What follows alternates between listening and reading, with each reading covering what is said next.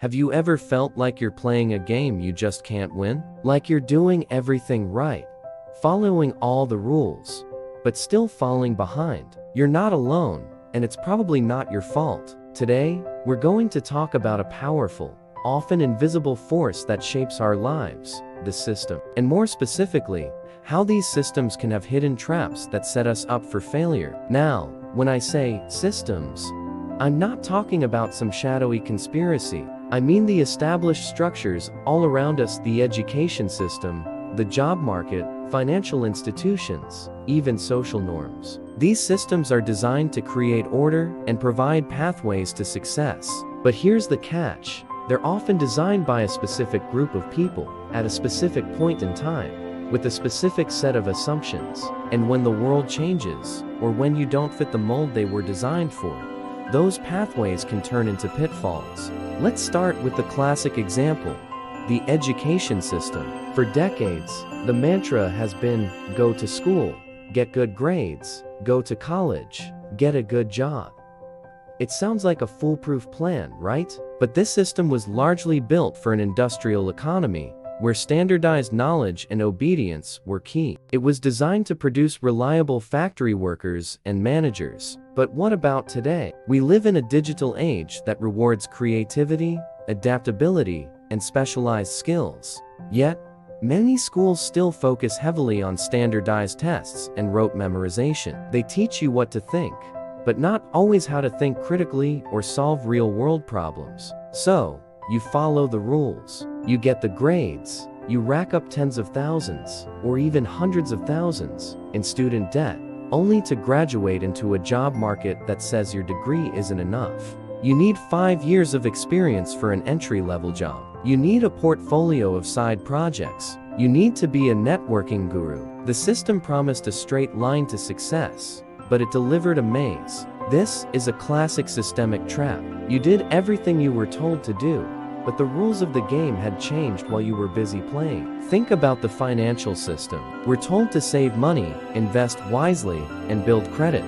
Simple enough. But let's look closer. The credit score system, for example, is a perfect illustration. To build good credit, you need to use credit. But to get access to the best credit, like low-interest loans or premium credit cards, you often already need to have a high credit score. It's a catch-22. If you're just starting out, or if you come from a background where debt is avoided, you're at an immediate disadvantage. The system rewards those who are already in it. And what about saving? We're encouraged to put money in a savings account, but with inflation often outpacing the interest rates on standard savings accounts, your money is actually losing purchasing power over time. You're saving, but you're still falling behind. The system is technically working as designed. The bank is using your money to make more money, but it is not working for you. The real path to wealth, we later find out, is through investing, something often seen as risky and complex, and not taught in most schools. The basic, safe path the system promotes is, in reality, a slow-motion trap. Let's move on to the modern workplace. The 9-to-5, 5-day work week is another system we take for granted. It's a remnant of the Industrial Revolution, standardized by Henry Ford to maximize factory output. But does it make sense in a world where many of us are knowledge workers, and our best ideas come at PM or on a Sunday morning? We're judged not on our output or creativity, but on presenteeism, being seen at our desks. You could finish your week's work by Wednesday, but you still have to show up on Thursday and Friday to look busy. This system burns people out. It stifles innovation and creates a culture of performing work, rather than doing work. It values appearance over impact. This ties into what's known as the hustle culture trap. Social media is flooded with messages that if you're not working 80 hours a week, you're lazy. If you're not monetizing your hobby, you're wasting your potential. This mindset turns people into productivity machines. But it's a system that benefits employers and the platform economy for more than the individual. It leads to burnout, mental health struggles, and a life where you have no time to just live.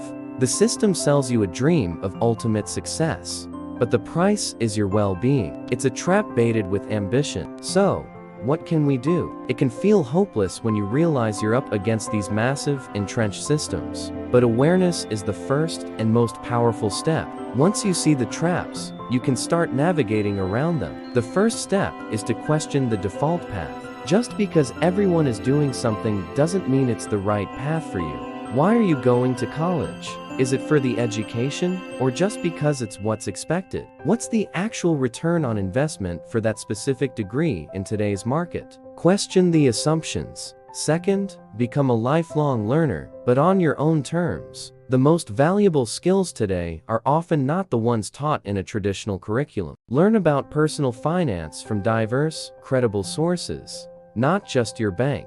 Learn coding, digital marketing, or graphic design online. Develop skills that are directly applicable to the problems you want to solve or the value you want to create. The system gives you a standardized map, but you can draw your own. Third, define your own version of success. The system often defines success in very narrow terms: a high salary, a big house, a fancy job title. But is that what truly makes you happy? Maybe success for you is having more free time, working on projects you're passionate about, or having the freedom to travel. When you define your own finish line, you stop running in someone else's race. You escape the trap of chasing a prize you never actually wanted. And finally, find your community. Systems keep people in line by isolating them. They make you feel like your struggles are individual failings. But when you talk to others, you quickly realize you're not alone. By connecting with people who see the same systemic flaws,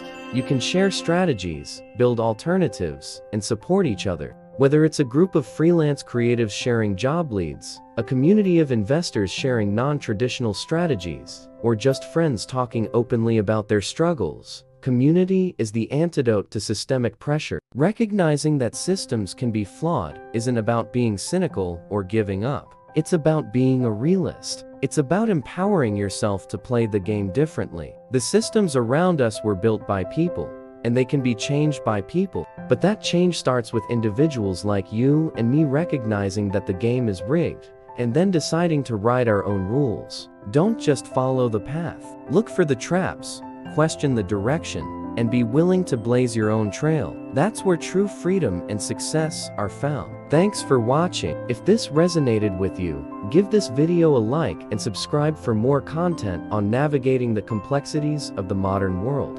Let me know in the comments which system you feel is the most broken. See you next time.